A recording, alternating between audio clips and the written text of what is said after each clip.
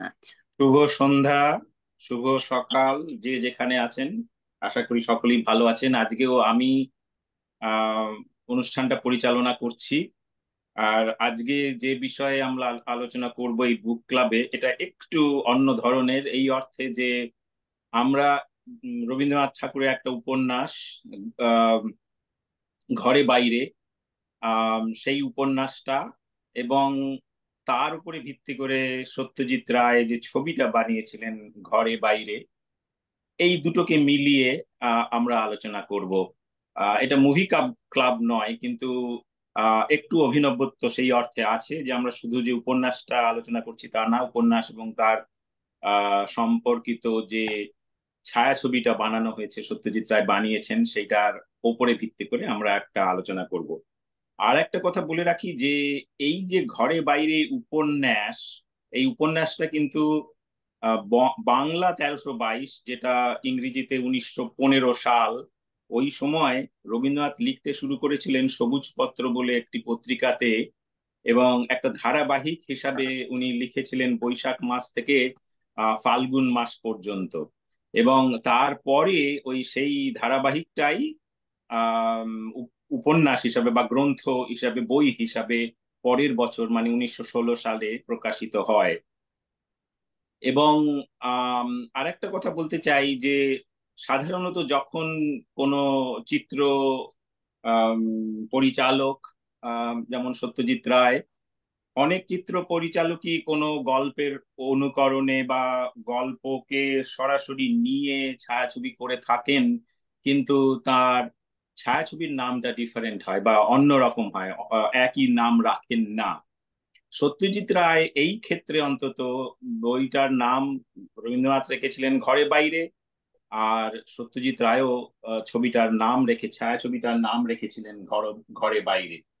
তো সেই অর্থে এটাও একটুখানি বলে রাখা ভালো যে দুটো নাম একই, কিন্তু আমাদের মধ্যে পরে এই বিষয়ে আলোচনা হবে। দুটো বই, দুটো ছায়াছবির নাম এক, উপন্যাসের নামের সঙ্গে মিলে যাচ্ছে, কিন্তু কোনো তফাৎ আছে কিনা কোথাও, সেগুলো নিয়েও আলোচনা হবে। তবে আজকে আমি গতবার যেরকম বলেছিলাম যে এটা খুবই হালকা চালে, খুব ফ্রি ফর্মে আলোচনা হবে, সেটা ঠিকই, কিন্তু আমার মনে হয়েছে আজকে আমি একটু অন্যরকম ভাবে শুরু করব। মানে আমি প্রথমেই একটু অবতরণিকা বা ভূমিকা করে নিয়ে তিনটে কোয়েশ্চেন, তিনটে প্রশ্ন আমি রাখবো। এবারে তারপরে ওই তিনটে প্রশ্নকে যে যেটাতে কমফোর্টেবল ফিল করে ফ্রি ফর্মে আমরা আলোচনা করব। প্রথমেই হচ্ছে, আমি যেটা বলতে চাই যে নামকরণ, যখন কোনো লেখক বা কোনো চিত্র পরিচালক তার সৃষ্টিটাকে নামকরণ করেন, সেই নামকরণটাও তার কাছে একটা খুব গুরুত্বপূর্ণ একটা ব্যাপার হয়ে দাঁড়ায়, কি নাম করব।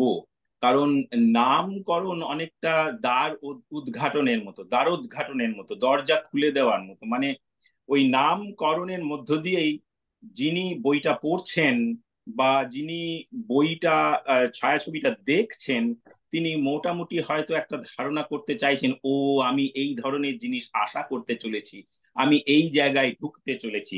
সেই জন্য লেখক বা চিত্র পরিচালক যিনি এই বই বা ছায়াছবি করেন, তিনি তার অভিব্যক্তি, তার বক্তব্য, এই কি কি বলতে চাইছেন তার ইঙ্গিত তিনি দিয়ে থাকেন এই নামকরণের মধ্য দিয়ে।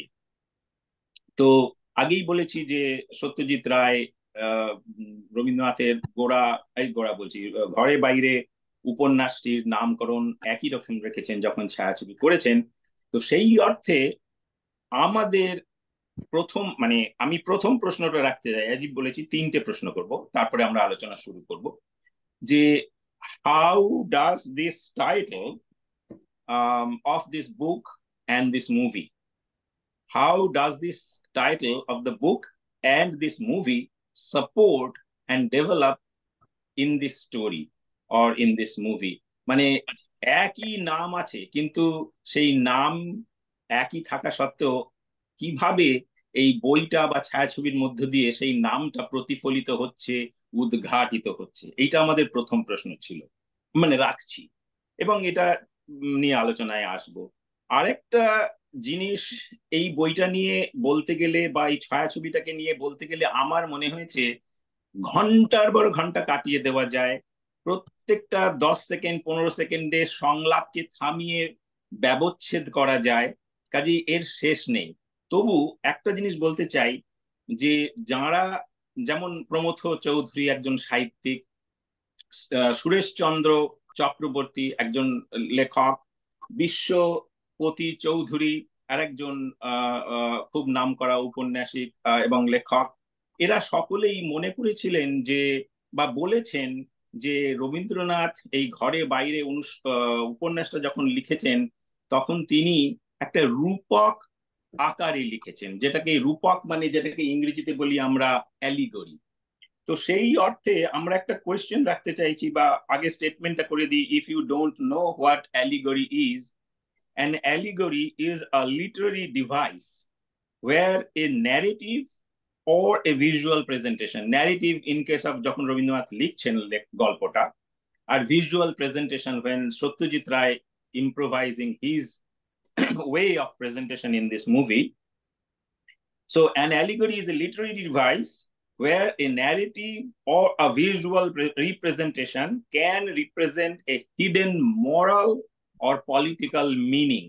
তো এই ধরনের রূপক চিত্র পরিচালকরা লেখকরা লিখে থাকেন। তো কোয়েশ্চেনটা হচ্ছে, what are the different ways that Satyajit Roy expressed used this device in the movie ঘরে বাইরে?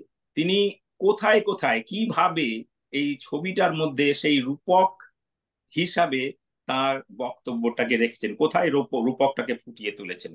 তো এই একটা ছিল।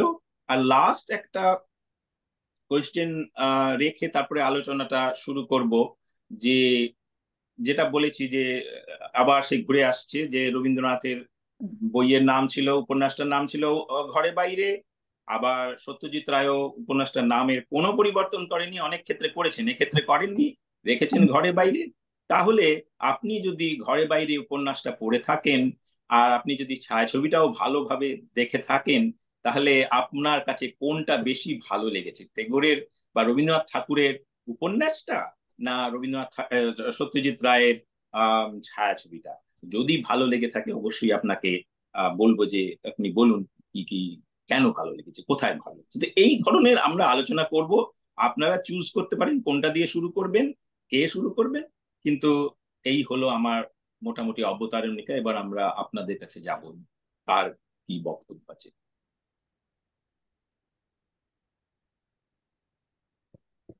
কে শুরু করবে? আমি কাউকে আলাদা করে পিক করতে চাই না, যদি বায়াসড হয়ে যায়।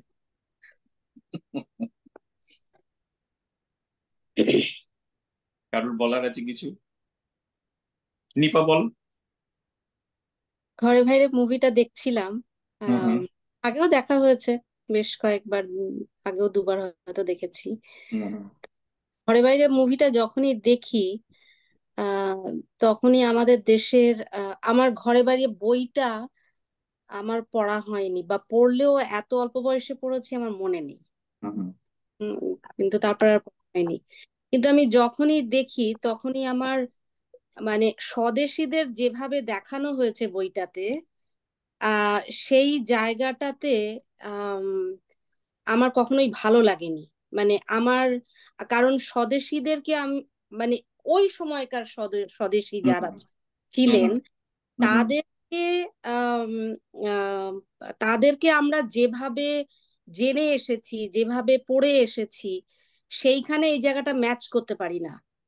আহ উম, তো সেই জায়গাটাতে আমার সবসময় খুব খারাপ লাগে, যখনই আমি দেখি তখনই আমার মনটা কেমন তিক্ততায় ভরে যায়। মানে এই নয় যে যে মুভিটা ভালো হচ্ছে না তা নয়, কিন্তু তিক্ততা আসে যে আমি দেখতে চাই না ওভাবে, আমি স্বদেশীদেরকে ওইভাবে দেখতে চাই না। এবং আমার এখানে একটা কোশ্চেন আছে যে এরকম সিচুয়েশন কি ওই তদানীন্তন সময়ে হয়েছিল, এটা আমার জানা নেই। ওই সিচুয়েশন বলতে তুমি বলতে চাইছো এক্স্যাক্টলি কি? মানে স্বদেশী তো ছিল, স্বদেশী কোরাপশন, মুভমেন্ট তো হয়েছিল। হুম যে কোরাপশনটাকে স্বদেশীদের মধ্যে দেখাচ্ছে, সেই সিচুয়েশনটা কি আদতেই ঘটেছিল ওই সময়, এটা আমার জানা নেই। এইখানে আর কারোর কিছু বলার আছে আমি বলবো পরে। আর কিছু যদি নিপার এই কোশ্চেনের ব্যাপারে যদি কিছু কারোর বলা থাকে এক্সট্রা, স্বদেশী যেভাবে দেখানো হয়েছে এই ছবিটাতে মানে সৌমিত্রকে, সৌমিত্রই তো এখানে স্বদেশী। তো হ্যাঁ, স্বদেশী হিসাবে সৌমিত্র চরিত্রটা যেভাবে চিত্রায়ন করা হয়েছে, আসলেই কি স্বদেশীরা সেই রকমই ছিল? সেটা একটা প্রশ্ন নিপা রেখেছে, কারোর বক্তব্য আছে? এটা ঠিকই, আমার যা মনে হয় নিপা যে বলেছে যে সত্যি সত্যি স্বদেশীকে আমরা সেরকম ভাবে দেখতে চাই না। আমরা যে ইতিহাস জানি স্বদেশীকে এরকম ভাবে দেখিনি, বা শুনিনি কখনো এরকম ঘটনা। এই যে সৌমিত্র, যে সন্দীপের ক্যারেক্টারটা শুধু মানে ম্যানুপুলেট করে, জাস্ট ম্যানুপুলেট করে, তার ইয়েটাকে ম্যানুপুলেট করে, মানে একটা খুব বাজে একটা চরিত্র বলতে গেলে, ইটস হুম, ভেরি ব্যাড। হুম, সবাইকে ম্যানুপুলেট করে এই যে পুরো দাঙ্গাটা লাগানো, ইয়ে করে ইচ্ছা করে প্র্যাকটিক্যালি নিজের ইয়েদের জন্য দাঙ্গা লাগানো, এইরকম কি সত্যি সত্যি সেরকম সেই সময় ঘটেছিল, বা এরকম ধরনের ঘটনা? I don't know. মানে এইটার পড়বার আগে আমি বইটা পড়ছি, হুম বইটা হুম। খুব মানে খুব ডেসক্রিপটিভ বই, খুব হ্যাঁ ইয়ে, মানে অনেক, মানে মুভিটা যেমন এই 2 ঘন্টার মধ্যে করা হয়েছে, বইটা পড়তে অনেক সময় লাগবে, হ্যাঁ। অনেক সময় লাগবে। হুম। তো সত্যি সত্যি সেরকম ধরনের কি সিচুয়েশন বা এরকম ঘটনা ঘটেছিল কখনো এরকম ইয়েতে? মানে দাঙ্গা তো হয়েছে জানার কথা, কিন্তু এই দাঙ্গার পিছনে আহ, অনেক কিছুই আছে ঠিকই। খুব খুবই ভালো আমার বললেন রশিদি, নিপাও খুব ভালো বললো। হ্যাঁ বলুন। আহ, আমার মনে হয় তুমি যে রূপকের কথা বললে, সন্দীপ নামের মানে যা হচ্ছে চঞ্চল, হ্যাঁ, তো নামের মধ্যেই সেই রূপকটা আছে। বিমলা তার মানে পিওর, মানে নিখিল, হোল ওয়ার্ল্ড, হ্যাঁ। তো ওদের নামগুলো কিন্তু প্রত্যেকটা সিম্বল, প্রত্যেকটা অ্যালেগরি, হ্যাঁ। ঘরে মেয়েরা, সেই এটা হচ্ছে প্রথম বঙ্গভঙ্গের সময়, টাইম পিরিয়ড, সেই সময় মেয়েরা যে বেরোচ্ছে, এবং ঘরের সেই যে ওই সিনটা যখন ও বেরোচ্ছে ওই ওর অন্দরমহল ছেড়ে, দ্যাটস আ সিগনিফিকেন্ট মোমেন্ট, যে বেরিয়ে ও বাইরে যাচ্ছে, দ্য হোম প্রথম অ্যান্ড দ্য ওয়ার্ল্ড। বঙ্গভঙ্গ, প্রথম বঙ্গভঙ্গ বলছো বটে, কিন্তু এটা ভিত্তিতে লেখা, কারণ প্রথম বঙ্গভঙ্গ হয়েছিল 1905-এ, রাইট? হুম হুম। লেখা হয়েছে বইটা কিন্তু 1915-তে। কাজী আচ্ছা আচ্ছা। হুম। এইটাই আচ্ছা, কিন্তু আমার এটা আমার সরি সরি। দিদি, আমি যেটা বলতে সেটা হচ্ছে বইয়ে কি আছে, ছায়াছবিতে কি আছে, এইটা আমরা এখন আলোচনা করছি। মানে যে ধরনের দেখানো হয়েছে সেটা থেকে বড় কথা যে বইয়ে কি আলোচনা করা আছে সেইভাবে সত্যজিৎ ফুটিয়ে তুলেছেন কিনা। কারণ একটা হচ্ছে অ্যাডাপ্টেশন আর একটা হচ্ছে ইন্সপায়ার্ড বাই। তো সত্যজিৎ রায় সরাসরি সেই নামটা ব্যবহার করেছেন, তার মানে উনি অ্যাডাপ্ট করেছেন গল্পটা। উনি রবীন্দ্রনাথের যে বক্তব্য, যে বর্ণনা, উনি সেটাই তার ফুটিয়ে তোলা উচিত আমি মনে করি।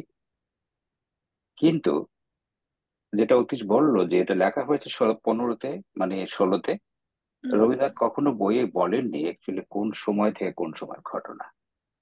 কিন্তু সত্যজিৎ রায়ের ছবিতে শুরুটাই হয়েছে 1905। এটা একটা ডিসক্রিপেন্সি আমি মনে করি, deviation from the book, number one. আর নাম্বার টু হচ্ছে তুমি যেটা একটা বললে যে কি কি ডিফারেন্সেস আছে, আরো অনেক ছোট ছোট ডিফারেন্সেস আছে যেটা নাকি রবীন্দ্রনাথের বইয়ে সেটা বর্ণনা করা নেই।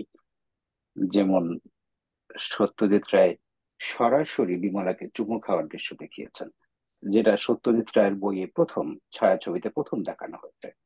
কিন্তু রবীন্দ্রনাথের ঘরে বাইরে কখনো কিন্তু চুমুর ব্যাপারটা কিন্তু ওইভাবে দেখানো হয়নি। এবং ওই সময় রবীন্দ্রনাথ এটাকে খুবই স্পর্শকাতর হিসাবে, হাতে টাচ লাগলো কারো প্রেমিকার, তাতে মনের মধ্যে কি পরিবর্তন হয় সেই রকম করে রবীন্দ্রনাথ লিখেছেন। কিন্তু এইটাতে একটু আধুনিক হতে দেখানো হয়েছে, যে সরাসরি ব্যাপারগুলোকে এক্সট্রাপোলেট করা হয়েছে। সেটা অনেকে মনে করেন যে সত্যজিৎ রায় যখন বইটা বানাচ্ছেন, ছবিটা বানাচ্ছেন, বানিয়ে তিনি অসুস্থ হয়ে যান, হার্ট অ্যাটাক করেন, 1 বছর পরে ছবিটা রিলিজ হয়, কিন্তু এই পরবর্তী সময়টা তার ছেলেকে দিয়ে করানো হয়েছে, এবং নানা রকমের পরিবর্তন এই ছেলের জন্যই নাকি হয়েছে। সেটা অবশ্য অনেকের কাছ থেকে শুনেছি বা পড়ছি। ঠিক আছে, অতীশ, গো হেড। না, আমি আমি তোমার কথা প্রসঙ্গে বলি, এটা খুব ভালো তথ্য দিলে। এই তথ্যটা আমার জানা ছিল না, যে ছেলে কিছুটা করেছেন বলে এই ধরনের কিছু জিনিস এসছে, সেটা জানা ছিল না। আর একটা জিনিস যেটা তুমি বললে, বিশেষ করে চুম্বনের ব্যাপারটা, শুধু যে চুম্বন নয়, যেমন এই বিমলার সময় এই সময়ে বিমলার এটা হ্যাঁ, সমাজে ওটা সত্যি ছিল কিনা, বা রবীন্দ্রনাথ কোনোভাবে আড়ে আড়ে ধারে লেখার মধ্যে বলেছেন কিনা, সেটা ভালোভাবে গবেষণা করতে হবে, আমার ঠিক জানা নেই। তবে খুব ভালো বললে শাহিদ, ভালো লাগলো। আমি আবার দিদির কাছে ফিরে যেতে চাই, কারণ হুম, দিদি অ্যালিগরির প্রশ্নটা আলোচনা করছিল, আমরা যে তিনটে এর মধ্যে। তো হ্যাঁ, দিদি, দিদিকে তুমি আমি আবার। থামিয়ে দিয়েছিলাম হ্যাঁ, অবশ্য না না, আমি। থামানোটা নয়, এটাকে থামানো বলবো না, কারণ আমরা এইভাবেই ফ্রি ফর্মেই কথা বলছি, কথা না পৃষ্ঠে না, কথা মোটেও না, নয়। মোটেও না। হ্যাঁ, হ্যাঁ, অ্যালেগরি আমি অনেক জায়গাতেই লক্ষ্য, মানে এখন তুমি বললে, এই ব্যাকগ্রাউন্ডটা হুম, দিলে যে কিছুটা হুম, হচ্ছে, ওনার ছেলের নাম কি ছিল, সন্দীপ রায় না? সন্দীপ রায়। সন্দীপ সেরকম রায়। কিছু না, হ্যাঁ। সন্দীপ হ্যাঁ, রায়। আর সত্যজিৎ রায়। আমার মনে হয়, হুম, দেখো একটা সিন আছে যে যখন ওদের প্রথম দেখা হলো, বিমলা আর সন্দীপের। হ্যাঁ, লাস্ট একটা দিচ্ছে যে সিগারেটের ধোঁয়া উঠছে। আম, হ্যাঁ, তার মানে it's rousing, emotions inside her আর স্টারিং, রাউজিং। ওইটা হয়তো সত্যজিৎ রায়ের ফিল্মড বাই হিম। হয়তো কিসিং সিন গুলো হয়তো বাই সন্দীপ রায়, আমি আমি জানি না। আর আমার এটা মনে হচ্ছে, নিপা তুমি যে বলছিলে তোমার নেগেটিভ লেগেছে, আমার মনে হয়, আমি জানি না, আমার অবাক লেগেছে যে সৌমিত্রকে ওরকম একটা রোলে দেখে, and that as a Bengali, আমরা তো সৌমিত্রকে সবসময় ফেলুদা বা ভালো রোলে দেখেছি। ওটা হয়তো আমাদের একটু, আরে না, কি হলো, সৌমিত্র কেন হলো? Negative role. আচ্ছা, মুন্নি কি বলবে একটা? না, আমি হ্যাঁ, বলতে, আমি একটু মানে ব- সৌমিত্রর ব্যাপারে বা এই সন্দীপের ক্যারেক্টারের ব্যাপারটাতে যেটা বলতে চাই, এটা রিপ্রেজেন্ট করছে একটা আপার ক্লাস বেঙ্গলি সোসাইটিতে, যেখানে অমূল্য এবং এ আছেন। আর সৌমিত্রর ক্যারেক্টারের মধ্যে একটু হিপোক্রিসিও আছে এই এই একটু না, গল্পটার মধ্যে, অনেকটা। অনেকটাই। তো সেটাই বলে সে দেখাচ্ছে ফার্স্ট ক্লাসে ট্রাভেল করছে, he has high hopes and dreams, কাজে যেই স্বদেশীরা এরকম হতো কি হতো না, আমরা যেভাবে বড় হয়েছি স্বদেশীদের দেখে জেনে ভালোবেসে, বা যেভাবে ভাবতে চাই দেখতে চাই, এখানে কিন্তু সৌমিত্রর ক্যারেক্টারটার মধ্যে যে হিপোক্রেসিটা আছে সেটা দেখানোর জন্যে he is not a swadeshi typical one. এখানে ওর একটা ইন্ডিভিজুয়ালিটি আছে, যার জন্যই সে ঘরের বউকে, he is a charmer more than a swadeshi, he is a charmer, but he is a brilliant charmer. তার মধ্যে একটা ব্রিলিয়েন্সি, ইন্টেলিজেন্স ফ্যাক্টর তো আছেই, which is again typical of Soumitra and Satyajit Ray. এই ধরনের ক্যারেক্টারগুলোকে ভালোবাসেন দেখেই হয়তো সিনেমাটা করেছেন আমার মনে হয়। And Soumitra proudly the best choice of. কিন্তু আমার যেটা, গোয়িং ব্যাক টু অ্যাগেন ওই পয়েন্টটাতে, এই এই ধরনের স্বদেশীরা তখন ছিল কি না, সকলেই যে ভালো সেরকম তো নয়, অনেকেই ছিলেন যারা নিজেদের আখের গোছাতেন। এখন তাদেরকে আমরা অনেক সময়, তাদের নিয়ে বই লেখা হয় না, তাদের গল্পটা কেউ করেন না, তবে সেই ধরনের ক্যারেক্টারগুলো তো এক্সিস্ট করে। এন্ড সেটা খুব সুন্দরভাবেই আমার মনে হয় এই এই ঘরে বাইরেতে তুলে ধরা হয়েছে, যে তারাও কিভাবে হিপনোটাইজ করতে পারতো, তারাও কিভাবে took advantage of situation, people, their emotions, and going forward. ভালোই লাগছে কথা, শুনতে থাকি, ভালোই লাগছে। হ্যাঁ, খুব চালিয়ে যাওয়া ভালো তিস্তা। চর্চা করেছো, আমারও খুব ভালো লাগছে। তবে তুমি যেটা বললে, বা নিপা যে কোয়েশ্চেনটা তুললো, বা আমরা আলোচনা করছি, সত্যি সৎ।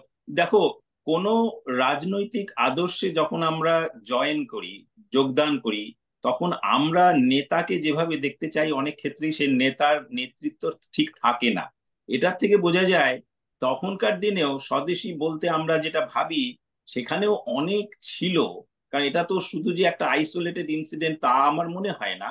কারণ সৌমিত্র, যদিও সৌমিত্রকে ভালো লাগছে না, কিন্তু that is why he did such a great role, যে আমাদের ভালো লাগছে না। লাগছে হ্যাঁ, না। একটা ব্যাপার হচ্ছে যে তার মানে আমি আর একটা রিলেট করি যে স্বদেশী এবং সৌমিত্রকে যেভাবে দেখানো হচ্ছে সেই রকম একজন স্বদেশীর মতো লিডার আজকেও আছে। আজ মানে প্রাসঙ্গিকতা হচ্ছে আজকেও বহু লিডার আছে যারা জনগণকে বলে একরকম কাজ করতে, আর নিজে সে ফার্স্ট ক্লাস ছাড়া চলতে পারে না, বিদেশি দ্রব্য বর্জন করতে বলছে, সে নিজে সিগারেটটা রোড বিদেশি ছাড়া খাচ্ছে। খেতে পারে না।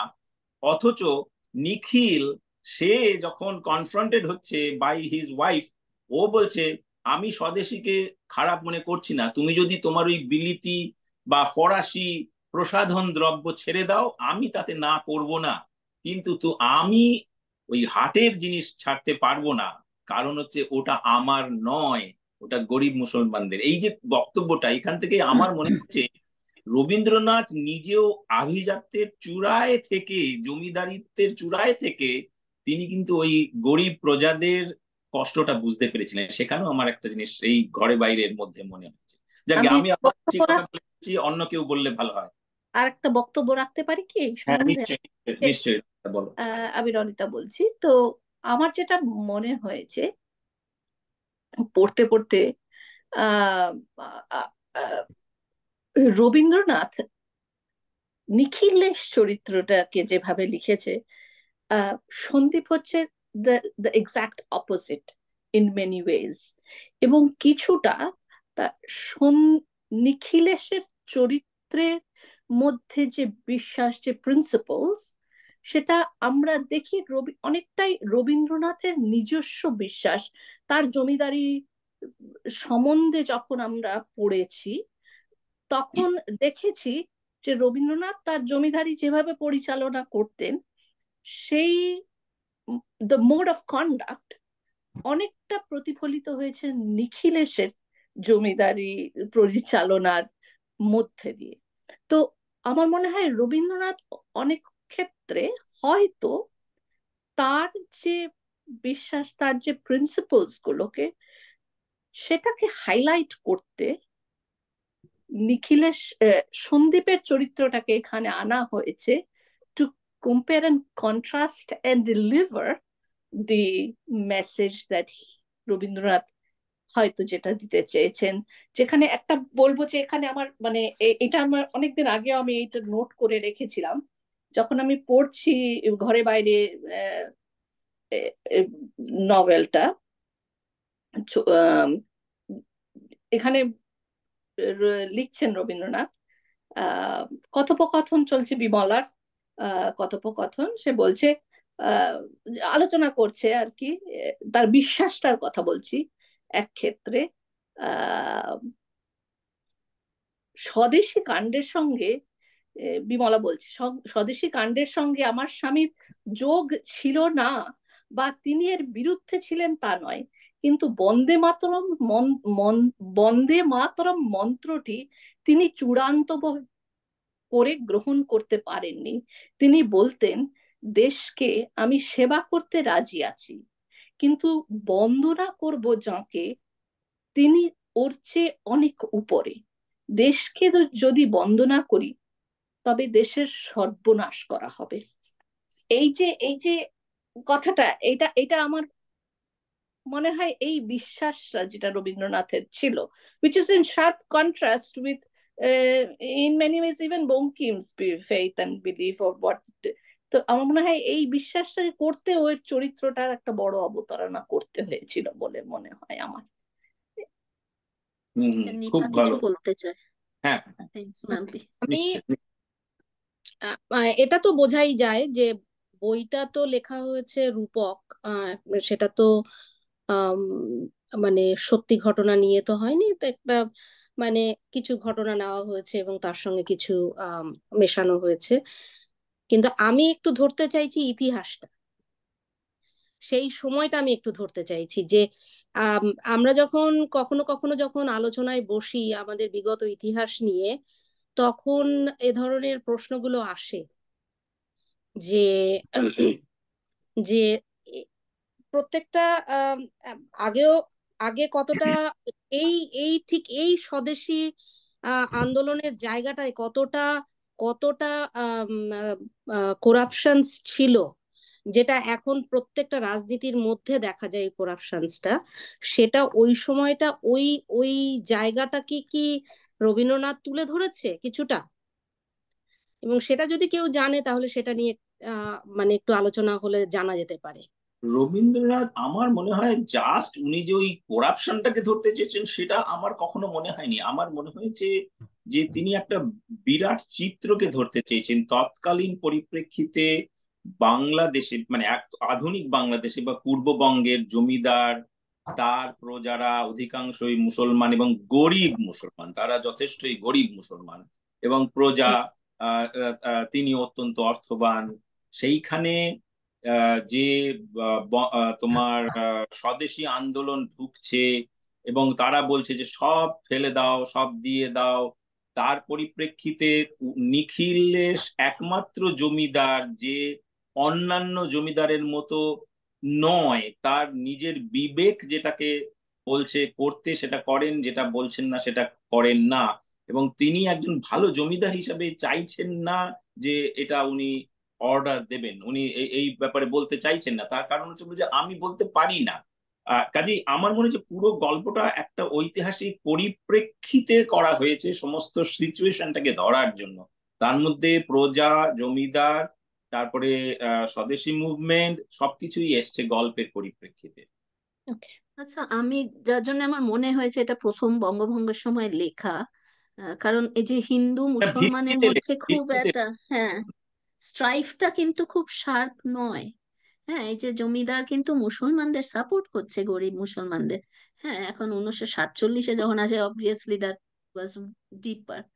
হ্যাঁ, আমার সেই জন্য আমি ভেবেছিলাম এটা, I don't have much knowledge about the history, কিন্তু আমার মনে হয়েছে ওই জন্য ওটা প্রথম বঙ্গভঙ্গের সময়। না না, অবশ্যই ছবিটি তৈরি বঙ্গভঙ্গের ছবিটা প্রেক্ষিতে, ছবিটি অবশ্যই বঙ্গভঙ্গের প্রেক্ষিতে তৈরি, কারণ সেটাই আমাদের আলোচনার বিষয় হয়ে মানে সেখানেই তো শুরুই সন্দীপ বলছেনই যে বঙ্গভঙ্গের, ওনার বক্তৃতাই তো আমরা সেটা প্রেক্ষিত। হ্যাঁ, এবং সাহিদ যেটা বললো যে সেটা যেভাবে ছবিতে পরিষ্কার বলা হয়েছে বা দেখানো হয়েছে, ও মানে ওইখানেই তফাৎটা, যে মেন যে গল্পটা তাতে ঠিক ওইভাবে বলা হয়নি যে ওই মানে 1900। সময়টাকে তুলে দিয়েছেন রবীন্দ্রনাথ, কিন্তু হ্যাঁ, স্পেসিফিক্যালি 1905 থেকে সত্যজিৎটাকে সরাসরি, যেমন আহ রোমান্টিক পরিবেশটাকে, রোমান্টিক টাচটাকে রবীন্দ্রনাথ যেভাবে বই লিখেছেন, হুম হুম ছবিতে সরাসরি কিস দেখানো হয়েছে। হুম সত্যজিৎ রায় বঙ্গভঙ্গকে রবীন্দ্রনাথ যেভাবে এক্সপ্লেন করেছেন, বইয়ের মধ্যে নিয়ে এসেছেন এখানে, সত্যজিৎ সরাসরি 1905-এ চলে গেছেন। আমি সেটাই বলছি, মানে এখানে একটু বেশি খোলামেলা, একদম ডিরেক্ট, সেটা হুম। বলছি। আচ্ছা, আমরা তাহলে এতক্ষণ পর্যন্ত মোটামুটি এই টপিকের মধ্যে আছি, কিন্তু আমি আবার একটু ফিরে যেতে চাই নামকরণ, ঘরে বাইরে। এই নামকরণটা যে করেছেন রবীন্দ্রনাথ এবং নামকরণটা রেখেছেন সত্যজিৎ রায়, এই ঘরে বাইরে নামটা কেমন লাগছে? কেন এটা ঘরে বাইরে? কিভাবে ঘরে বাইরে? এবং এটার আম- ইন্টারেস্টিং ব্যাপার, ইংরেজি শব্দটা কিন্তু হোম অ্যান্ড দ্য ওয়ার্ল্ড, এটা তোমাকে বলতে হবে। আচ্ছা মানে এই বাইরে ঘরের ব্যাকইয়ার্ড নয়, এই বাইরে হচ্ছে বিশ্ব। আচ্ছা, সেটা একটা হলো। আর কারোর কিছু বলার আছে? আমার আমার মনে হয় যে যতদিন পর্যন্ত বিমলা ঘরে ছিল, হুম হুম সেই একটা বিমলা, আর হুম হুম ঘরের বাইরে যখন তাকে নিয়ে এলো, যখন সে পৃথিবীটা দেখলো, হুম বিশেষ হুম করে এইরকম একটা লোকের সঙ্গে পরিচয় হলো, হুম হুম হ্যাঁ, একটা হুম এরকম একটা লোক, হুম হুম তো তাকে বাইরে নিয়ে এসে যে জগৎটা সে দেখলো, হুম সেই হুম। জন্য ঘরে একরকম আর বাইরে বেরিয়ে সে আর এক সেটা রকম তো সেটা তো অবশ্যই। বিমলাকে যখন ওর হাজবেন্ড ভালোবাসতো, বিমলা ভাবিই নাই যে এর থেকে ভালোবাসা হতে পারে, সে খুব ভালো ছিল। হুম হুম কিন্তু সে যখন অন্য পুরুষের সম্পর্কে এলো, ভালোবাসায় জড়ালো, তখন কিন্তু সে নতুন কিছু শিখতে শুরু করলো। মানে এটা একটা আলাদা একটা জগৎ, যেটা সে আগে কখনো ভাবিই নাই। সেই জন্যই তো নিখিলেশ তাকে ফ্রি করে দিয়েছে, যে তার মনের মধ্যে পরিবর্তন গুলো ঘটে ঘটে তারপরে যদি সে আমাকে ভালোবাসতে আসে, সেটাই হবে আসল ভালোবাসা। হুম হুম হুম, একদম। আর আহ কিছু বলার আছে তো? মুন্নি বলো। হ্যাঁ, আমার আরেকটু মনে হয় ঘরে বাইরের মধ্যে একটা ইনার সেলফ আউটার সেলফের ব্যাপারটাও হয়তো বা হ্যাঁ আছে।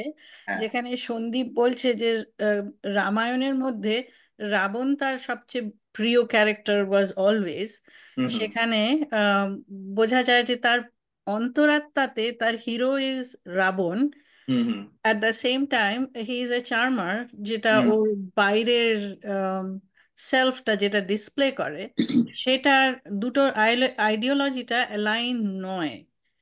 সেটাও হুম। বোধহয় নাম নামকরণের মধ্যে একটা সুন্দর আহ ব্যাপার এনেছেন রবীন্দ্রনাথ বলেই সম্ভব হয়তো। হ্যাঁ, এখানে আমি একটা উক্তি পড়ছি, একজন সমালোচক হিসেবে লিখেছেন, সেটা আমি একটু পড়ে দিই। যে আম, রবীন্দ্রনাথ লিখছেন, ঘরে বাইরে সাহিদ এই প্রেমের প্রসঙ্গটা তুললো, যে বিমলার ক্ষেত্রে যেটা নাকি উষসিদ্ধি বললেন। তো এখানে একজন বলছেন যে ঘরের প্রেমকে, আচ্ছা আর তার আগে বলে রাখি যে তখনকার দিনের মেয়েদের যে ছিল, মেয়েরা ঘরেই থাকতো, তাদের প্রেম বলে কিছু অন্দরমহলে। ছিল না। তাদের প্রেম বলে কিছু ছিল না, মানে এই অর্থে বলছি, তারা যার সঙ্গে বিয়ে হলো তাকে ভালোবাসতে হবে। হ্যাঁ, এই এই হচ্ছে ব্যাপার, বিয়ে হলো ভালোবাসতে হবে। সত্যিকারের প্রেম ছিল কিনা সেটার কোনো পরীক্ষা কোনোদিন হতো না। এখন এইখানে দাঁড়ালো যে যখন উনি বললেন যে না ওকে বাইরে আনবে, তখন উনি বলছেন যে আসলে মেয়েদের মধ্যে ছোট থেকেই একটা পতিগত সংস্কার তৈরি করে রাখা হতো। দাম্পত্য প্রেম অভিব্যক্তি অনুভাবজাত ছিল না, তা ছিল একটা সামাজিক হৃদয় বৃত্তি, এক ধরনের কাজ। আমার আমার এ বর আমাকে ভালোবাসতে হবে। এইবার এই সম্পর্কে রবীন্দ্রনাথ তখন কি করলেন, ঘরের গণ্ডিতে যে প্রেম থাকে তা কেবল জীবন রক্ষার তাগিদে উন্মুখ। প্রেমের অতীন্দ্রিয় অসীমের উপলব্ধি সাধারণত সেখানে সম্ভব হয় না। ঘরের প্রেমকে তাই বাইরের পটভূমিকায় দাঁড় করালেই তার তার যাচাই নিখুঁতভাবে করা যায়, এবং সে যাচাইয়ে যদি প্রেম নিখুঁত হয় এবং অপরাজিত থাকে, তবেই সেটা প্রেম নামের উপযুক্ত।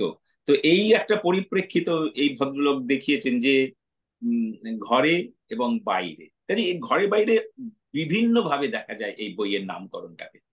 একদম ঠিক কথা। আর কারোর কিছু বলার আছে?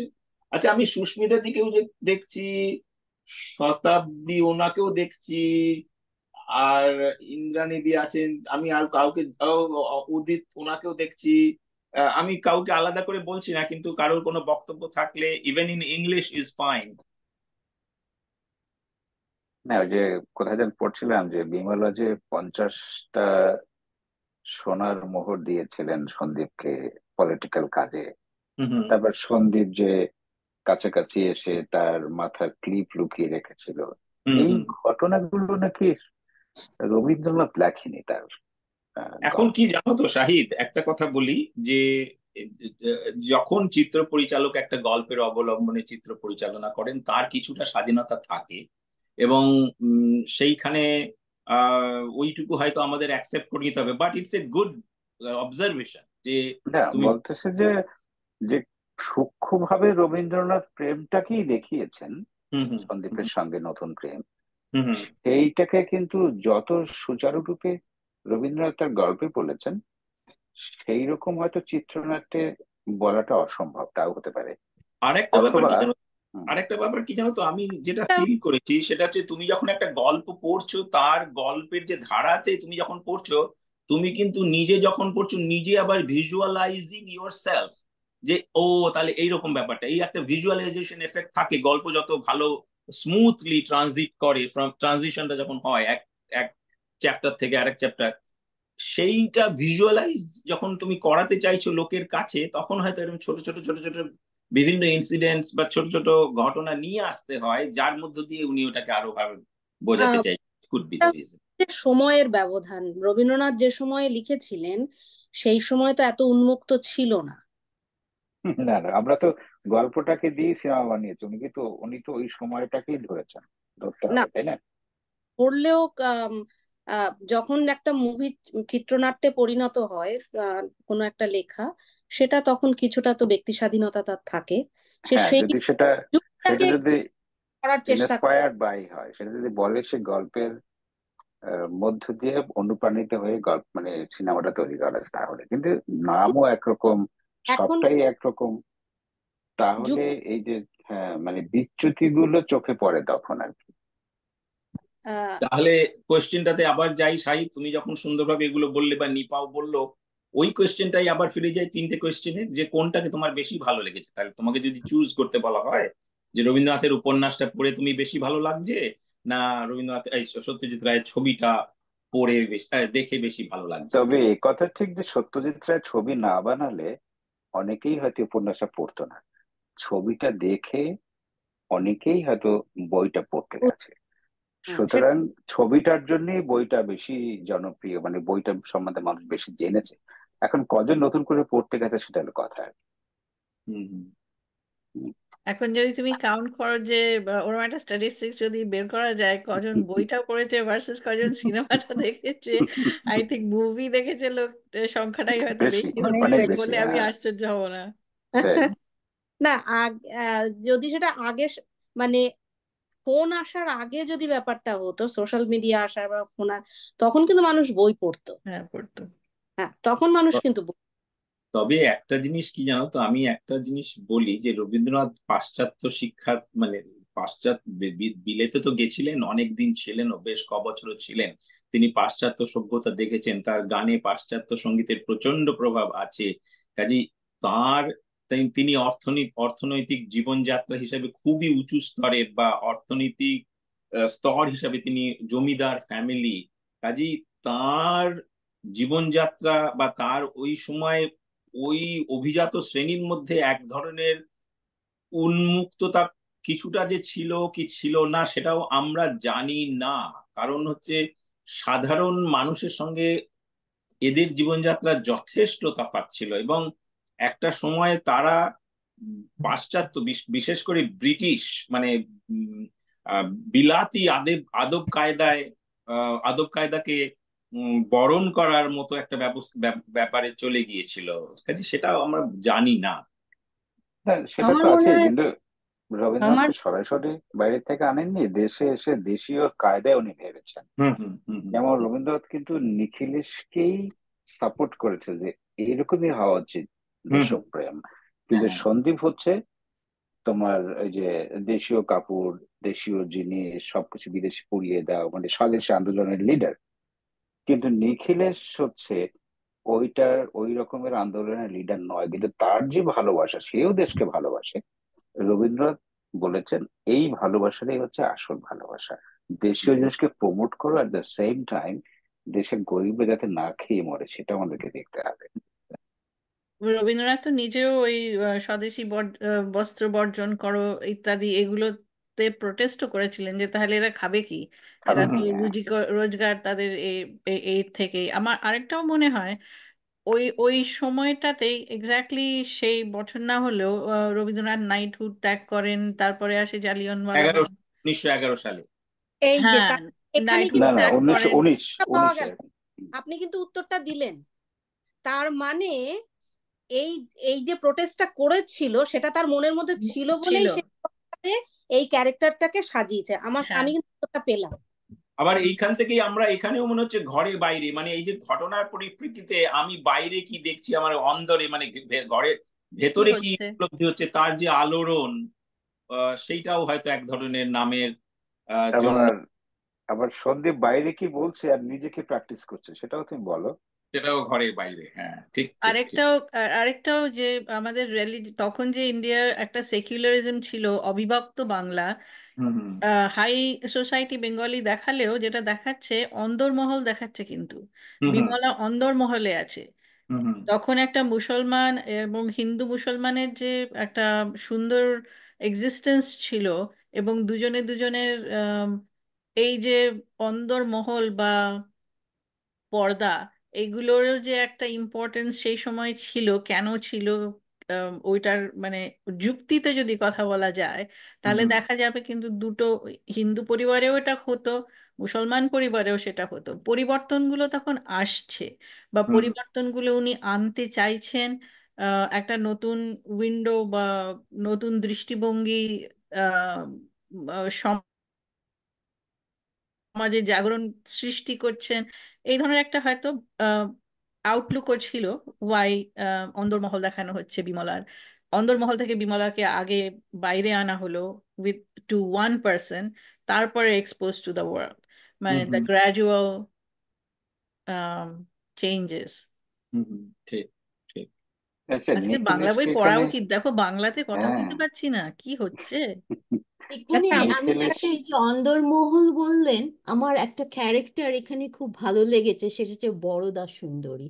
হ্যাঁ। তিনি ইন্দ্রাণী বড় যা মাত্র 9 বছর বয়সে বিধবা হয়েছিলেন, হুম রেফার্ড অ্যাজ এ বড় ঠাকুরন। ইনি একটা মানে হোল্ড করেছেন position, authority within the house hold. হুম তো that contrast with the um, other কি বলবো, আদার যা আর কি। তো হ্যাঁ উনি একটা বেশ একটা জেনারেশন মানে ডিফারেন্স উইদিন দ্য ফ্যামিলি ছিলেন। এবং যখন মুখার্জি মুখার্জি বাড়িতে বাড়িতে যখন মুখার্জি বাবু এলেন আর বাড়িতে একটা নোট পাঠালেন বিমলার সাথে দেখা করতে হবে, তখন এই বরদা সুন্দরী একটা টিপ্পনী কেটেছিলেন। সেই টিপ্পনিটা আমার খুব মজা লেগেছিল। হুম। লিখেছেন, কানার বাঁশি আকুল করে কেমন করে তাকি গড়ে। মানে সেটা আমার পাশে এত কি করে, সুন্দর। কেমন করে থাকি ঘরে, হ্যাঁ। হ্যাঁ, মানে how can I stay at home when hmm flute of Krishna call so emotionally? হুম। সেইটা আমার ভীষণ ভালো লেগেছে যে ওনার সেই টিপ্পনি। তারপর কিন্তু ও, মানে এত মানে ওনার যেটা একটা বিরাট কি বলবো মানে ওনার যার জন্য উনি অনেক আহ, উম, কি বলবো মানে ইনসিকিউরিটিস ছিল এবং আর ফ্রাস্ট্রেশন ছিল, আর অনেক ম্যানিপুলেশনও করেছিলেন যার জন্য। ঠিক, একদম বিকজ একদম। বিকজ উনি ভীষণ ইনসিকিউর ছিলেন, তখনকার টাইমে উইডো বলে খুব ইনসিকিউর ছিলেন। হ্যাঁ হ্যাঁ। আমি একটা অনুরোধ করতে আবার পারি? বলো বলো রনিতা, বলো রনিতা, বলো। আচ্ছা, আমি দেখছি আমাদের এখানে দুজন আমাদের আমাদের এখানে সেকেন্ড জেনারেশন ইয়াং পিপল রয়েছে। আমি উদিতকে দেখতে পাচ্ছি, আমি জাস্টিনাকে দেখতে পাচ্ছি। আমি খুব জানতে উৎসুক, তারা হয়তো ছবিটা দেখে আমাদের এখানে এসছে যুক্ত। আমি খুব জানতে ইচ্ছুক তাদের বক্তব্য কি, তাদের কি মনে হয়েছে। আমি কি তাদের একটু প্রশ্ন করতে পারি? কেউ তোমরা বলবে কিছু? এটা আমার ওদের কাছে প্রশ্ন। উদিত বলো। আমি তো বলতে পারি, কিন্তু আমার মনে হয় যে এরকম উত্তর দিতে গেলে তো আমি বাংলাতে বলতে পারবো না। না না, ইংরেজি ইজ ফাইন, আমি তো বারবারই বলছি ইংলিশ ইজ কারণ ফাইন। আমার আমার মনে হয় যে ইংলিশেও মানে থেকে মতো আমি হবো।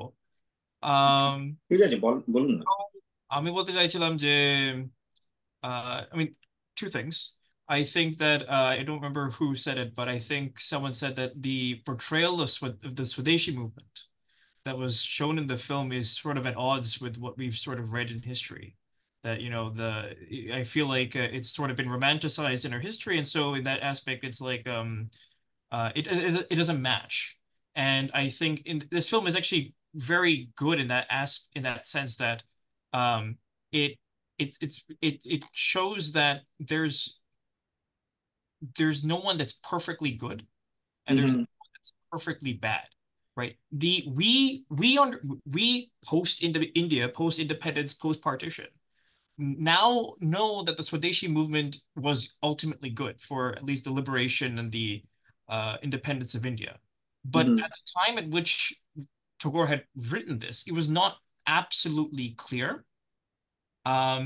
And we are looking back at the time that he wrote that in, and he's looking at it that, there's good and bad in both movements, being part of the British complex as well as, this new Swadeshi movement. And on top of that, um, a lot of what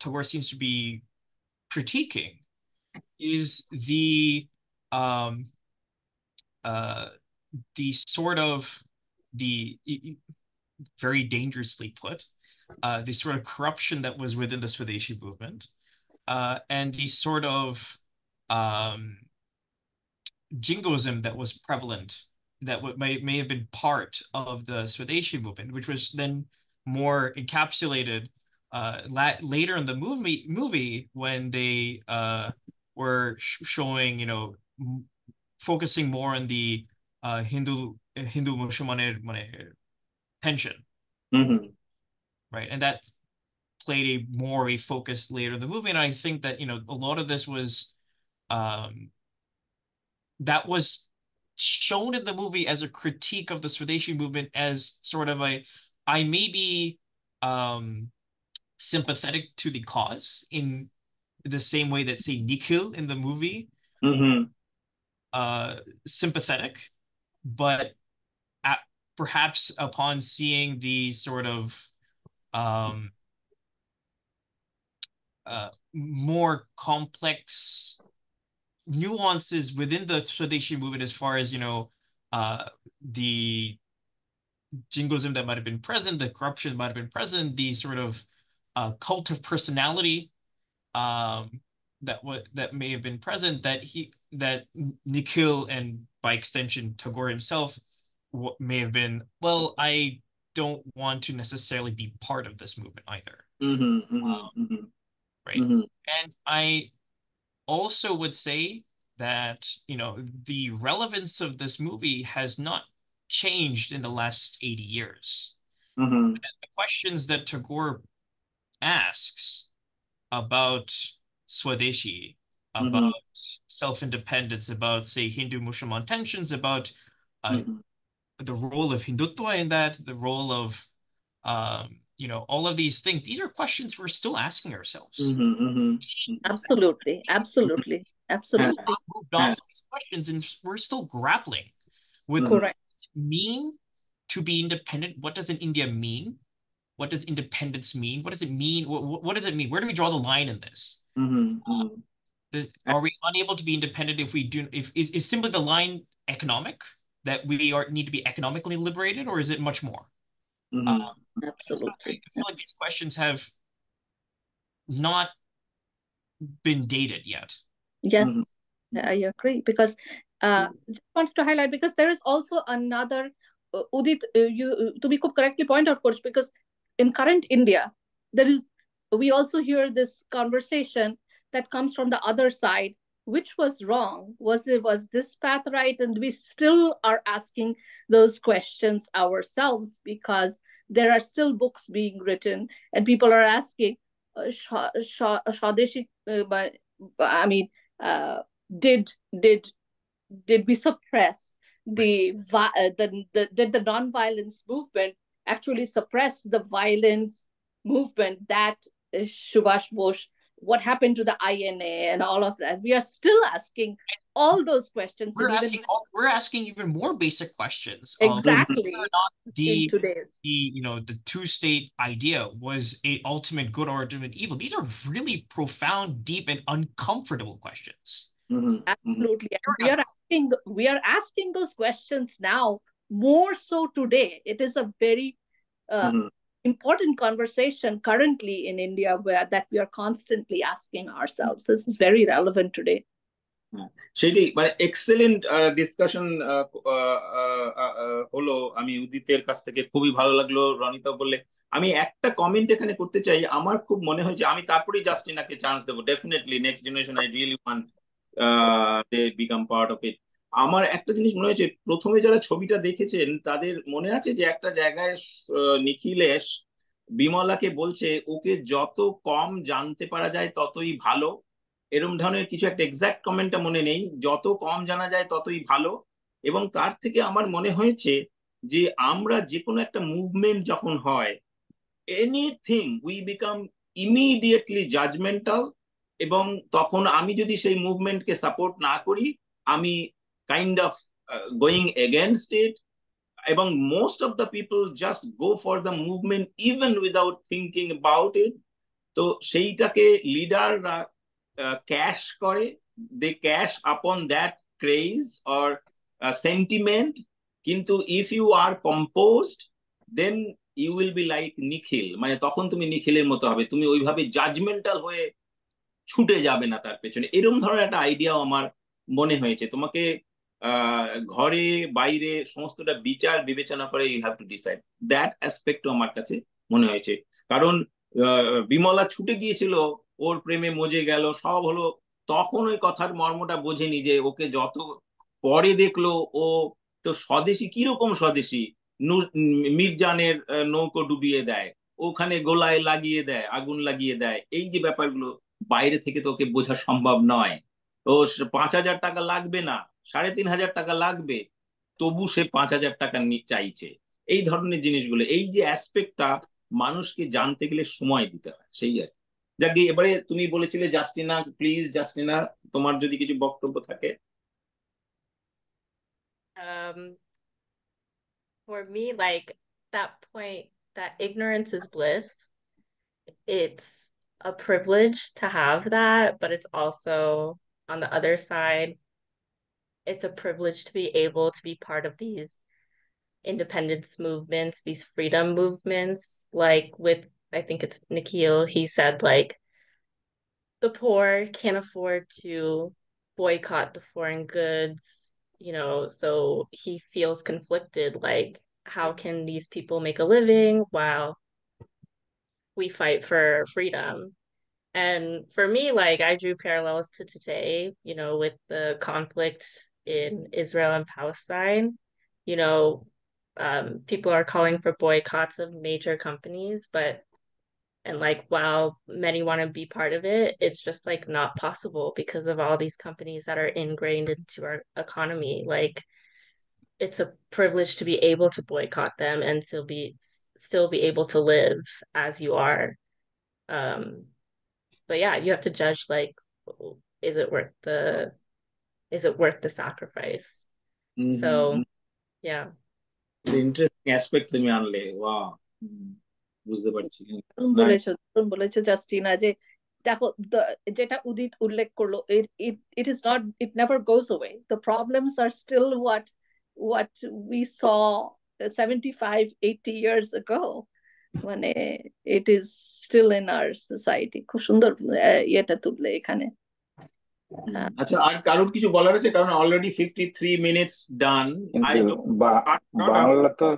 Bangla তো ঠিকই ভাগ হলো, যেটা আমরা ফিরিয়েছিলাম 1911-তে। এখানে বলে রাখা ভালো, এই মুভমেন্ট গুলো তৈরি হয়েছিল যখন বাংলাকে ভাগ করা হয়, এবং এই ভাগ করার পরেই রবীন্দ্রনাথ রাখি বন্ধন তৈরি শুরু করেন প্র্যাকটিস, এবং অনেক গান লিখেছেন। এই গল্পটাও তারই একটা অংশ, যে বাংলাকে ভাগ করা যাবে না, আমরা একই মায়ের সন্তান, হিন্দু মুসলিম ভাই ভাই, এপারে বাংলা ওপারে হিন্দু। এই যে ডিভিশনটা, এটা বিদেশিরা চেয়েছিল, লর্ড কার্জন চেয়েছিল মুসলমানদের ভালোর জন্য, হয়তো বা উনি বলেছেন, কিন্তু আমরা সবাই মিলে সেটাকে ফিরিয়েছি। কিন্তু সেই ভাগ তো হলোই 47-এ। সেটা তাহলে মনের মধ্যেই ছিল একটা ভাগ, তা নাহলে এটা আসলো কি করে? এই জিনিসটা এখনো চলমান, যেটা আমি বলছি একটু আগে। এখনো তো ভাগ চাইছে বাংলা, তো এখন আবার তো ভাগ চাইছে, রাইট? সেটা না বলছি, দলাদলি ভাগাভাগি এই ব্যাপারগুলো এখনো চলমান দুই দেশই, আমি সেটা বলছি। মেইনলি হচ্ছে বঞ্চনা।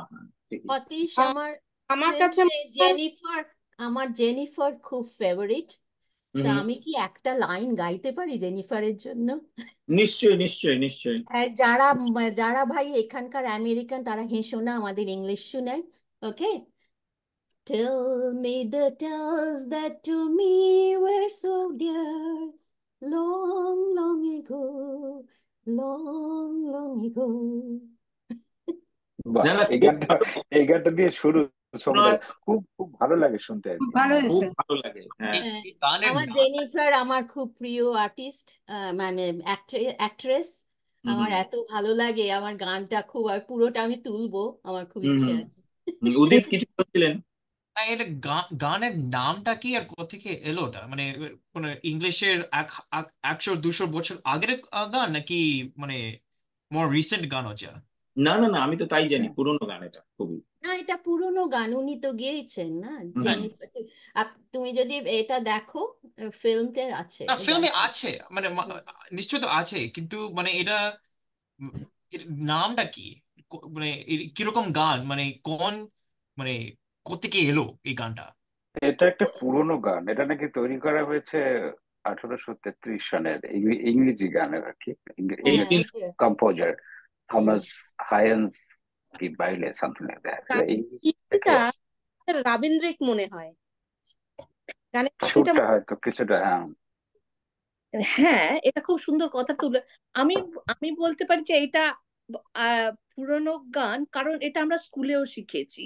হ্যাঁ যখন আমরা স্কুলে পড়তাম তখন আমাদের কোরাল মিউজিকের ক্লাস হতো, এবং আমাদের বইয়ের মধ্যে ওই গানগুলো ছিল। সেটা কিন্তু এই ছবিটা হওয়ার পূর্বে, বিফোর 86, মানে এই গানটা শুনে যে আমাদের স্কুলের ছবিতে যে গানটা শুনে যে আমাদের স্কুলের টিচাররা শিখিয়েছে এমন নয়, এটা আমরা ছোটবেলায় স্কুলে শিখে এসেছি এই গানগুলো। তো তখন তুমি কি আগেও ছিল। তুমি ইংলিশ মিডিয়ামে পড়েছো রনিতা? হ্যাঁ, আমরা কনভেন্টে ছোটবেলায় হ্যাঁ পড়েছি, যেখানে এইগুলো আমাদের মিশনারি স্কুলগুলোতে এই অ্যাসেম্বলিতে এই গানগুলো হতো। এক্স্যাক্টলি আমাদের পিয়ানো টিচাররা তারা তখনও 70-এর দশকেও বিলেত থেকেই আসতেন, হ্যাঁ এবং তারা তারা আমাদের এই গানগুলোই শেখাতেন। আসলে এই গানগুলো ইউএসএ তে শেখানো হয় না সম্ভবত, না, এটা ইউএসএ তেও পপুলার ছিল, ইউএসএ তে ব্রিটিশ এই গানটা অনেক আগে পপুলার ছিল। সেই জন্য আমি এখানকার এই গান জেনারেশন। শুনিনি কিন্তু। আচ্ছা, আর এবারে আমার মনে হয় একটু র্যাপ আপের দিকে যেতে হবে। একটা জিনিস, আর কারো কিছু বলার আছে? যদি থাকে তাহলে আমি স্টিল সময় দেব, যারা যারা পার্টিসিপেট করেননি। শতাব্দী, আপনার এখানে কিছু বলার আছে? এখানে ভিক্টর ব্যানার্জির অভিনয় আমার খুব ভালো লেগেছে আর কি হ্যাঁ, সবচেয়ে। জি হ্যাঁ, ভিক্টর ব্যানার্জি খুবই খুবই খুবই ভালো, অপূর্ব করেছে। আচ্ছা, আর কারো কিছু বলার আছে যদি থাকে তাহলে বলতে পারেন। একটা কোশ্চেন, সেটা হচ্ছে ভিক্টর ব্যানার্জিকে মারা হলো কেন, মানে এটা দিয়ে যেমন কি বোঝাতে চাইলেন, এটাও আর একটা একটা কোশ্চেন। প্রশ্ন, এটাও আর একটা প্রশ্ন। এক্স্যাক্টলি কিন্তু ঘরে, একদম ভালো কথা বলেছো, ঘরে বাইরেতে কিন্তু ওখানে দেখানো হয়নি যে ওনাকে দেখাই মারা। না। একদমই একদমই, এটাও এটা আমার প্রশ্ন। রবীন্দ্রনাথের ইনার কনফ্লিক্ট নিয়ে এই গল্পটা। হুম এই গল্পটা লেখাই হয়েছিল কারণ উনি নিজেকে বোধহয় পরাজিত মনে করছিলেন, সেই জন্যই এই ক্যারেক্টারটাকে মেরে উনি সেটা বোধহয় জাস্টিফাই করতে চাইলেন মানে যে দেশটাকে আমার দেশটাকে স্ট্যান্ডটা স্বাধীন করে দাঁড়ালো না। দিলেন নাকি? না, কিন্তু এটা তো রবীন্দ্রনাথ দেখায়নি, রবীন্দ্রনাথ এটা তো দেখাননি সেটা। না, সত্যজিৎ রবীন্দ্রনাথ দেখায়। দেখায়নি। রবীন্দ্রনাথ যখন গল্পটা লিখছেন, এটা গল্পটা অনেকটা আমার মনে হয় রবীন্দ্রনাথের inner struggle between his ideology and তখন দেশে কি হচ্ছে, Right. লিডারশিপদের ডিফারেন্ট স্কুলস অফ থটস, যেটার সঙ্গে উনি অ্যালাইন করতে পারছেন না, যার জন্য ওনার নাইটহুড উনি ত্যাগ করলেন। এই মণিহার আমায় নাহি সাজে, এটা অনেক লাইক পরে ওই করেছেন। ধরনের। উনি যে আবেগবহুল লেখাগুলো তখন ওনার থেকে আমরা পেলাম, উনি অনেক ক্ষেত্রেই হয়তো ভাবছেন যে আম, গান্ধীর সঙ্গে আমার মত মিলছে না, এর সঙ্গে আমার মত মিলছে না। ওনার একটা ডিফারেন্ট থট ছিল। সেই এই ক্যারেক্টারটাকে যেটা উনি শাহিদুল ভাই বলছেন যে কেন মারা হলো, আমার মনে হয় উনি এটাই বোঝাতে চাইছে যে মানে উনি যেটা চাইছেন হতে হোক বা হলে দেশের ভালো হয়, সেটা হলো না। আমার কাছে মনে হয় যে উনি বোঝাতে চাইছেন যে এই যে স্বদেশী আন্দোলনটা একটা ফানাটিক আন্দোলন, হ্যাঁ, এক্সট্রিম, সেটাও হতে পারে। না না, এবং উনি একদম। হেরে গেছেন তাদের কাছে।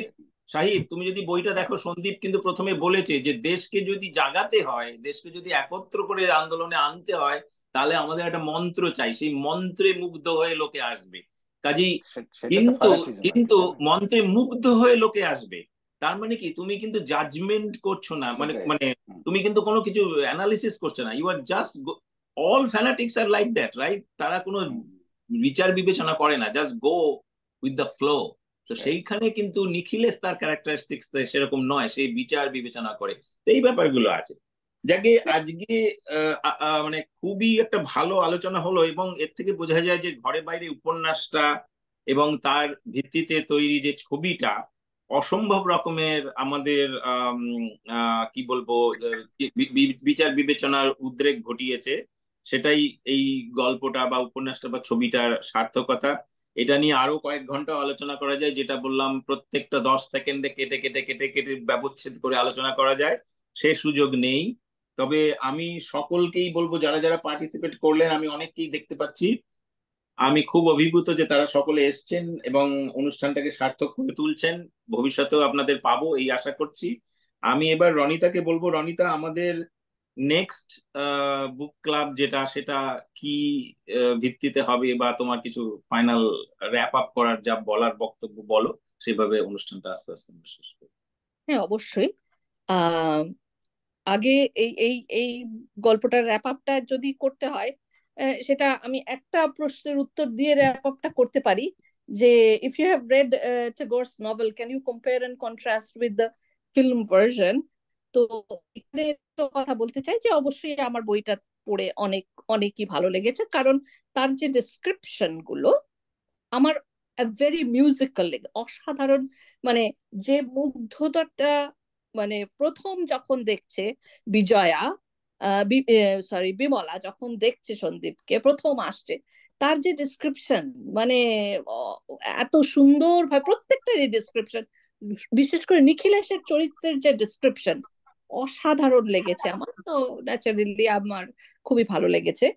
আহ, এই একটা। এবং দ্বিতীয় যেটা উল্লেখ করতে চাই, আমার নভেলটা আরো ভালো লেগেছে কারণ শেষে নভেলটার মধ্যে কিন্তু মারা হয়নি, অন্তত আমরা শেষটা যখন দেখছি সেখানে কিন্তু নিখিলেশ মারা যায়নি, সেটা ভালো লেগেছে।